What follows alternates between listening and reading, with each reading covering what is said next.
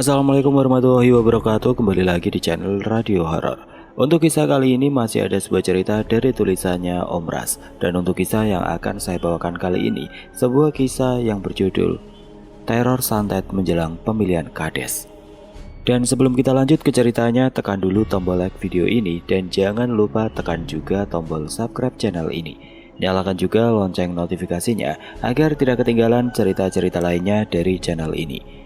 Dan buat teman-teman yang pengen membaca langsung ceritanya, nanti silahkan saja kunjungi linknya yang nanti akan saya sertakan di kolom deskripsi. Dan seperti apa untuk kisah kali ini? Langsung saja kita masuk ke ceritanya.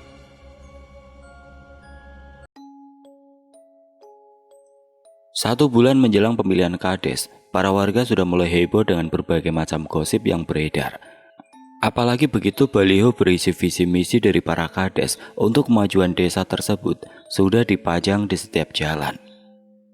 Aku rasa kades lama itu akan terganti dengan yang baru, apalagi warga sudah pada tahu kelakuannya. Dan lagi kalau ada bantuan-bantuan dari pemerintah, pasti yang lebih dulu dapat keluarganya. Belum lagi yang jadi segala bendahara desa dan lain-lain, itu semua keluarganya. Bahkan anak SMP saja diberikan jabatan di kantor desa. Sungguh tidak adil. Timbal yang lainnya. Aku lebih baik memilih Hadi, anak Gulu Juwai yang baru datang dari kota itu. Orangnya baik dan sepertinya jabatan kades memang cocok untuknya. Tapi kita tidak bisa menilai seseorang hanya dari luarnya saja. Ya memang si Hadi itu kelihatannya baik, tapi menurutku yang paling cocok jadi kades di desa kita ini Pak Kohar. Beliau orang yang telaten, baik budi, suka membantu kita-kita yang susah. Setiap bulan selalu menyumbangkan makanan sehat untuk anak-anak di sekolah. Sayangnya, beliau tidak mau mencalonkan diri jadi kades, ujar bapak-bapak yang memakai peci putih lusuh dan sarung yang terselempang di bahunya. Yang lain mengangguk menyetujui apa yang dikatakan lelaki itu. Memang pada saat itu ada 4 orang yang mencalonkan jadi kades. Dan kades yang dulu main jahat menggunakan uang serta ancaman ke beberapa warga yang memiliki utang pribadi padanya agar tetap mendukung dan memilihnya di pemilihan nanti. Sementara 2 orang lainnya yang mencalonkan diri selain mantan kades lama dan Hadi tidak terlalu memiliki pengaruh di desa tersebut, sehingga keberadaan keduanya di pemilihan hanya dianggap sebagai pelengkap. Saingan terberat mantan kades lama itu adalah Hadi, lelaki berusia 30 tahun yang baru beberapa bulan menetap di desa. Namun hanya dalam beberapa bulan itu saja, dia sudah berhasil memperbaiki sekolahan di desa. Tugas yang seharusnya dilakukan oleh seorang kades, namun nyatanya Hadilah yang kesana kemari mencari dana untuk memperbaiki sekolah, serta menambahkan beberapa fasilitas olahraga di sana. Awalnya Hadi memang tidak berniat untuk mencalonkan diri menjadi kades. Tapi berhubung banyaknya dukungan yang masuk dari warga dan terlebih ayahnya yang sudah renta itu juga menginginkan hal yang sama, yakni menyuruh Hadi untuk mencalonkan jadi kades. Akhirnya Hadi pun bersedia. Dan karena Hadi mencalonkan diri menjadi kades, keluarga Hadi dan keluarga mantan kades menjadi saling bermusuhan dan saling sindir begitu bertemu. Namun ketika sudah mendekati hari H pemilihan, sesuatu terjadi pada Hadi. Hadi yang saat itu sedang dalam perjalanan menuju kota dengan mengendarai motor, tiba-tiba kecelakaan di sebuah tikungan jalan. Untungnya Hadi tidak mengalami luka berat, karena kecelakaan itu terjadi di jalanan yang tidak beraspal. Setelah kecelakaan itu, entah kenapa Hadi merasa kalau akan ada sesuatu yang buruk yang akan terjadi padanya. Teror dimulai dengan mimpi-mimpi aneh yang dialami oleh orang tua Hadi, berlanjut dengan atap rumah yang selalu ditimpuk dengan sesuatu oleh orang yang tidak diketahui. Karena pada saat dicek, orang tersebut sudah menghilang. Hingga kemudian Hadi mulai jatuh sakit. Badannya terserang demam tinggi dan di kulitnya mulai muncul ruam-ruam merah mirip cacar. Dan ketika diberikan obat dari mantri, sakitnya malah menjadi semakin parah. Ruam-ruam merah itu membesar dan menjadi mirip bisul tanpa jarak dan berisi cairan. Bukannya nanah. Setelah perundingan dan masukan-masukan dari berbagai pihak, akhirnya Hadi diobati dengan obat kampung, seperti daun cacar, daun 1000 tawar, akar-akaran. Namun tetap saja penyakitnya tidak kunjung sembuh. Padahal hari pemilihan kades sudah sangat dekat. Kalau kulihat dari sakitnya ini, sepertinya bukan sakit biasa, Ning, seperti perbuatan orang, ujar Bu Suhar, adik dari kakeknya Hadi. Ibunya Hadi terdiam. Jangan gara-gara Kak Hadi mencalon jadi kades ya, Ni? Tanya Nurul. Bu Suhar menggeleng. Entahlah Rul, Nini juga tidak tahu. Tapi Ning, ada baiknya kalau Hadi dibawa berobat ke orang yang paham. Karena saran dari Bu Suhar itu, orang tua Hadi pun lantas mengundang seseorang yang dikenal pandai dalam pengobatan non-medis. Beliau adalah Siti Nuraya, seorang wanita berusia 50 tahun yang tinggal di desaan. Desa yang berjarak 15 kilometeran dari desa Hadi tinggal. Saat beliau masuk dan melihat keadaan Hadi yang terbaring itu, matanya hampir tidak berkedip. Tega sekali yang membuatnya seperti ini. Siti Nuraya duduk di samping tempat tidur Hadi. Beliau mengeluarkan beberapa lembar daun dari dalam salipannya. Daun itu ia kunyah dan bekas kunyahan itu beliau balurkan ke tubuh Hadi yang membisul. Beliau juga mengeluarkan botol kecil berisi semacam minyak berwarna kuning. Minyak itu kemudian dituangkan ke dalam gelas yang berisi air. Lalu air tersebut diminumkan kepada Hadi. Dan sisa airnya tersebut diusapkan ke seluruh tubuh Hadi. Bagaimana nih? Tanya ibunya Hadi.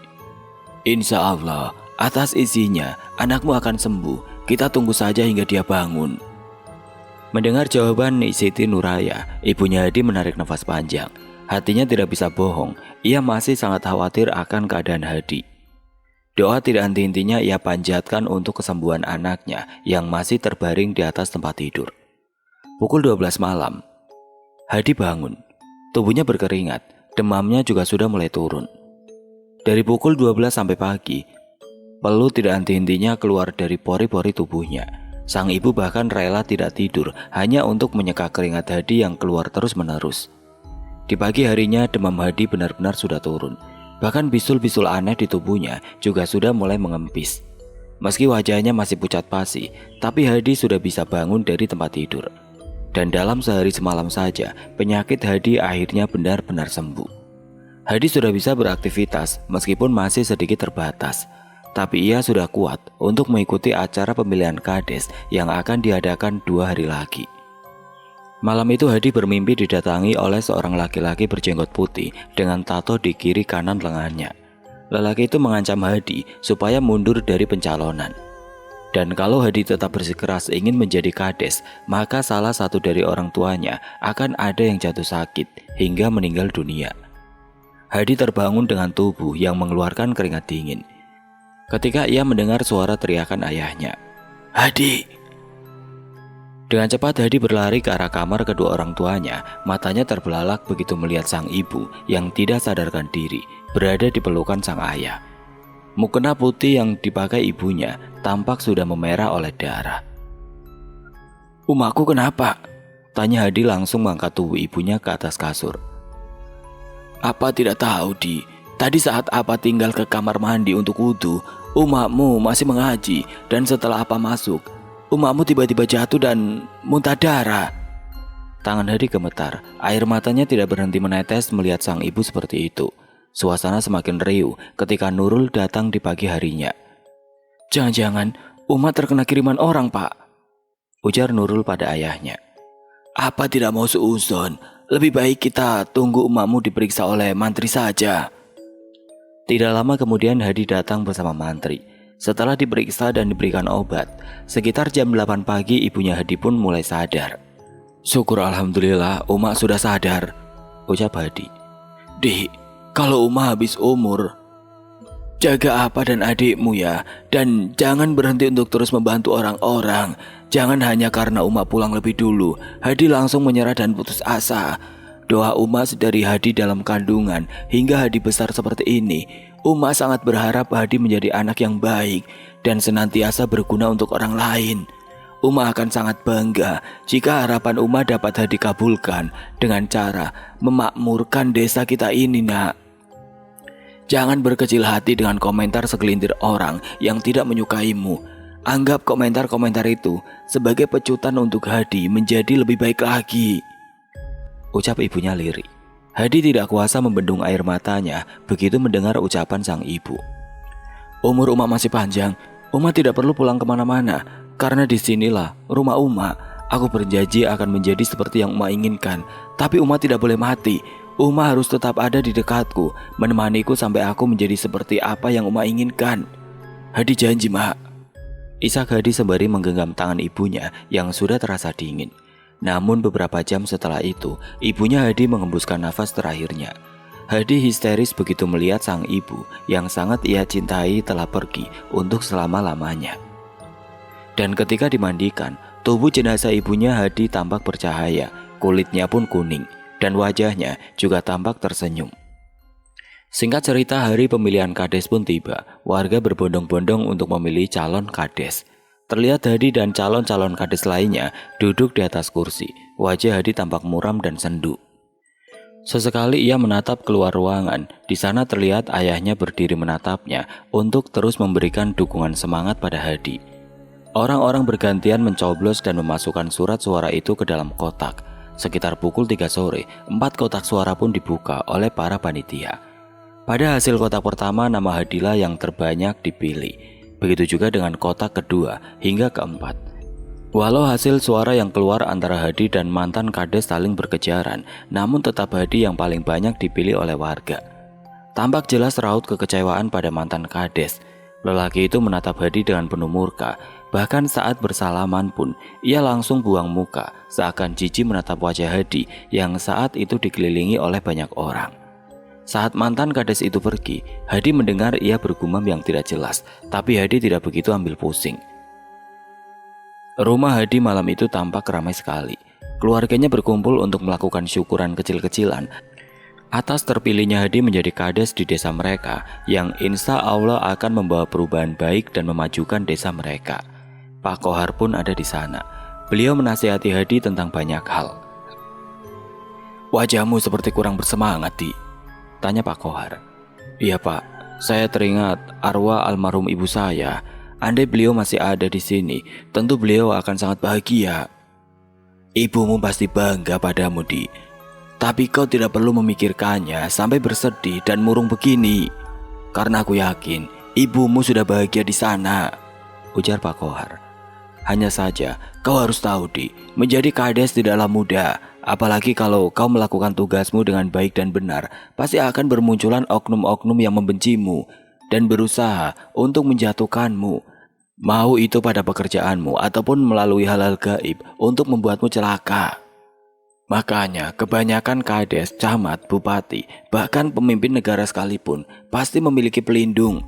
Mau itu pelindung di alam nyata ataupun pelindung yang tidak terlihat," ucap Pak Kohar sembari menyeruput kopinya. "Maksud Bapak itu semacam penjaga gaib?" "Iya. Ku dengar dari cerita orang-orang, keluargamu mengalami berbagai macam hal yang ganjil semenjak kau ikut pilkades kan? Kau rasa musibah yang beruntun itu wajar?" Hadi terdiam, ia baru terpikirkan hal itu sekarang. Orang-orang pandai memang tidak mudah percaya dengan hal semacam itu.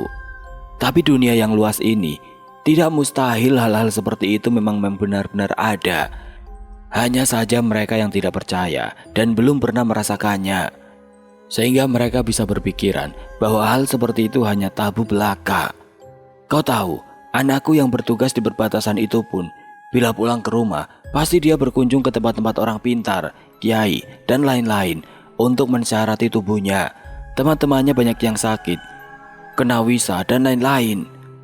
Tapi anakku itu dimanapun dia berada, dia tidak pernah jatuh sakit, bahkan musuh pun tunduk padanya." Hadi mendengarkan cerita Pak Kohar dengan seksama. Ia tampak tertarik dengan cerita tersebut. "Di mana saya bisa mendapatkan penjaga seperti itu, Pak?" "Kalau memang kau mau, nanti aku akan menemanimu ke tempat orang-orang yang sering didatangi oleh anakku itu." Hadi berpikir sejenak, lalu kemudian ia mengangguk. "Terima kasih banyak, Pak. Saya mau." 3 hari setelahnya Hadi dijemput oleh Pak Kohar karena mereka memang sudah ada janji sebelumnya kalau hari itu akan berangkat ke rumah seseorang yang sering didatangi oleh anak Pak Kohar. Saat keluar dari jalanan desa, mereka berpapasan dengan mantan kades. Saat Hadi tersenyum padanya, lelaki itu langsung melengos dan membuang muka. "Tidak usah dihiraukan, Di. Dalam pilkades memang sudah sewajarnya ada persaingan, permusuhan, kemenangan dan kekalahan," ujar Pak Kohar. Hadi mengangguk membenarkan perkataan Pak Kohar. "Kita sudah sampai, Di. kata Pak Kohar membuyarkan lamunan Hadi. Oh iya Pak. Hadi menatap ke arah rumah yang mana halamannya dipenuhi oleh anak-anak remaja itu. Beliau itu guru Kuntau, Di. Makanya di setiap harinya pasti banyak anak-anak di sini. Oh, Hadi mengangguk. Langkahnya terhenti ketika matanya melihat seorang laki-laki dan seorang wanita parubaya. Kedua orang parubaya itu menyapa mereka. Kohar, lama tidak jumpa. Sapa si lelaki parubaya langsung menjabat tangan Pak Kohar. Mereka berbincang-bincang hangat penuh keakraban. Begitu juga dengan Hadi yang sudah mulai nyaman mengobrol dengan mereka. Panggil saja namaku Amang Saleh dan itu istriku, Ucuk Niar. Ujar Mang Saleh seraya menunjuk istrinya yang tengah mengajari Kuntau pada murid-murid perempuannya. Mereka terdiam untuk beberapa saat. Hadi pun tampak senang melihat anak-anak itu berlatih Kuntau dengan penuh semangat. Sebenarnya aku kemari membawa keponakanku ini untuk meminta syarat diri karena dia ini baru saja memenangkan Pilkades dan beberapa hari sebelum hari pemilihan itu dia dan keluarganya mengalami sesuatu hal yang janggal, bahkan ibunya sampai meninggal, ujar Pak Kohar. Bisa, tapi kalian harus tunggu dulu sebentar ya, karena aku harus menyelesaikan latihan anak-anak ini dulu. Kalian santai-santailah dulu, beristirahat sembari menungguku, kata Mang Saleh. Mereka mengangguk. Pak Kohar dan Hadi menonton anak-anak yang sedang berlatih. Sesekali mereka tersenyum menatap kelucuan anak-anak tersebut. Mang, coba lawan Ucu Mang. Buktikan kalau kita laki-laki tidak akan kalah sama mereka perempuan, tantang salah satu murid Amang Saleh. Karena memang sedari tadi murid laki-laki Mang Saleh selalu kalah dengan murid perempuan Ucuk Niar, sehingga pihak laki-laki diejek lemah oleh anak-anak perempuan. Meski pada awalnya Mang Saleh tidak mau melawan istrinya, namun begitu mendengar seruan penyemangat dari murid-muridnya, akhirnya Mang Saleh pun mau juga melawan istrinya di hadapan murid-murid mereka. Peraduan bela diri Kuntau itu berlangsung sengit. Meski keduanya sudah sama-sama parubaya, tapi keduanya tampak gagah dan sama-sama tidak bisa dikalahkan. Namun tidak dapat dipercaya, tiba-tiba Mang Saleh kena pukulan oleh istrinya, mengakibatkan tubuhnya terhuyung dan hampir jatuh ke belakang. Murid-murid perempuan bersorak, sementara raut tegang terlihat jelas dari wajah setiap anak laki-laki. Tidak lama kemudian gerakan Mang Saleh berhasil dikunci oleh istrinya. Aku tidak mau melawan karena kau istriku dan kau juga seorang perempuan. Pantang bagiku untuk menyakiti perempuan, ujar Mang Saleh. Gelak tawa anak-anak perempuan terdengar riuh. Senyum puas di wajah istrinya Mang Saleh pun terlihat jelas sekali. Keluargamu memang sudah terkena kiriman-kiriman dari orang yang tidak menyukaimu. Sebenarnya kaulah yang ditargetkan, tapi kau termasuk kuat dan memang juga bukan takdirmu mati seperti itu, sehingga kau bisa disembuhkan dan kemudian malah ibumu yang terkena, ujar Mang Saleh. Kira-kira siapa orangnya, Mang? Mang Saleh menggeleng. Beliau tidak mau memberitahukan siapa orangnya pada Hadi. Sekarang kalau kau mau, lebih baik syarati dirimu supaya tidak terulang lagi hal-hal yang tidak diinginkan. Hadi setuju, dan malam harinya sehabis maghrib Mang Saleh memandikan Hadi. Hadi sampai gemetar karena guyuran air yang terasa sangat dingin tersebut mengenai tubuhnya. Padahal sebelum mandi tadi, ia merasa gerah dan panas. Selesai dimandikan, punggung Hadi ditulis sesuatu yang Hadi sendiri pun tidak tahu apa tulisannya. Hadi juga diberikan sesuatu mirip permen berwarna hitam yang dibungkus dalam sebuah kotak segi empat yang ujungnya berwarna hitam. Benda mirip permen itu dimasukkan ke dalam sepotong pisang oleh Mang Saleh, lalu kemudian disuruhnya Hadi untuk menelan pisang itu. Hadi juga dipasangi sesuatu yang mengkilat di bagian bibir, mata, hingga dagu. Kata Mang Saleh itu semua untuk penunduk, agar siapapun yang mendengar perkataan Hadi, maka orang itu akan tunduk. Apalagi posisi Hadi itu pemimpin, jadi omongan Hadi harus asin atau dituruti semua orang. Dan untuk rumah serta keluarga, Hadi disuruh untuk memberikan sebuah benda mirip kertas di setiap halaman rumah keluarganya, agar terhindar dari kiriman-kiriman yang tidak baik. Singkat cerita, 2 bulan telah berlalu. Setelah Hadi resmi dilantik menjadi kades, dia pun mulai membuat perubahan-perubahan pada desanya. Dan dalam 1 tahun saja perubahan desa itu sudah sangat terlihat. Jalanan beraspal, sekolahan yang sudah rapi karena direnovasi, dan warga desanya tidak pernah luput dari bantuan pemerintah. Setiap ada dana yang masuk desa, Hadi selalu mengumumkannya pada warga, sehingga warga pun tahu kemana dan habis untuk apa saja uang desa tersebut. Banyak yang kagum dan memuji kinerja Hadi. Bahkan orang yang awalnya membenci Hadi, kini malah berbalik memujinya. Meskipun kadang-kadang masih ada omongan yang tidak enak datang dari keluarga mantan kades sebelumnya terhadap keluarga Hadi. Perubahan di desa benar-benar terasa dan terlihat jelas, Di. Aku yakin saat masa jabatanmu habis, warga pasti akan kembali memilihmu menjadi kades lagi. Karena lihatlah sekarang, senyum wargamu nampak jelas menggambarkan kebahagiaan. Aku benar-benar bangga padamu, Di. Kau benar-benar pemimpin yang dicari selama ini. Puji Pak Kohar. Hadi tersenyum mendengar pujian dari Pak Kohar. Sebenarnya, Pak, andai Bapak mau mencalonkan diri menjadi kades, maka pasti Bapaklah yang akan memenangkan pilkades, ujar Hadi. Sayangnya aku tidak berminat, Di. Otak tuaku ini terlalu lemah untuk memikirkan desa. Menjadi kades akan sangat membebankan.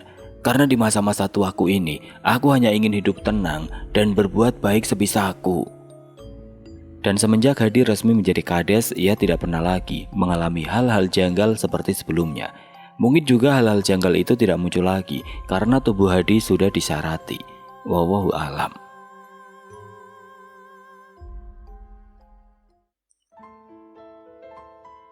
Oke teman-teman, sekian untuk kisah kali ini. Bagaimana menurut kalian tentang kisah ini? Tulis komentar kalian di kolom komentar. Dan semoga apa yang sudah saya sampaikan dalam kisah ini dapat dijadikan pembelajaran untuk kita semua.